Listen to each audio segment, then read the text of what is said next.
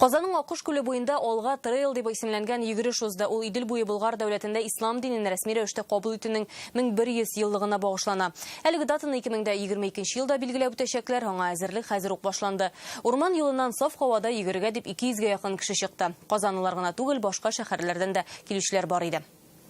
3, 2, Олар танылган спортчылар түгел, ләкин сәламәт тәндә сәламәт акыл дигән девиз белән яшиләр. Алга трейл дип аталган масса күләм йөгереш Идел буе Болгар дәүләтендә ислам дине кабул итүнең 1100 еллыгы уңаеннан уздырылды. Катнашучыларга үрнәкне беренчеләрдән булып мөфти Камил хәзрәт Самигуллин күрсәтте. Ул 10 чакрым араны йөгереп узды.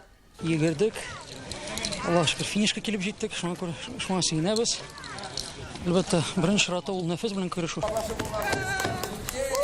Эдуард Юлдашев 5 чакрымны үтеп финишка беренче килде. Җиңәрмен дип уйламаган, үзен сынап карау өчен йөгерә.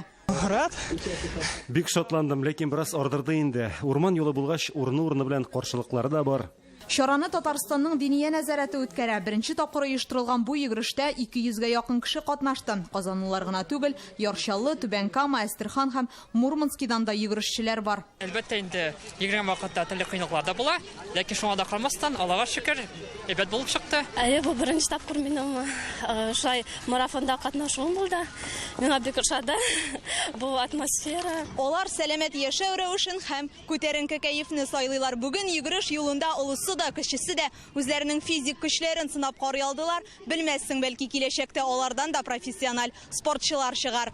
Күмәк йөгерештә җиңүчеләргә медальләр һәм истәлекле бүләкләр тапшырдылар. Чара табигатьтә пылау ашау белән тәмамланды. Инзилә Хөсәенова, Игорь Романов, Яңа гасыр каналы.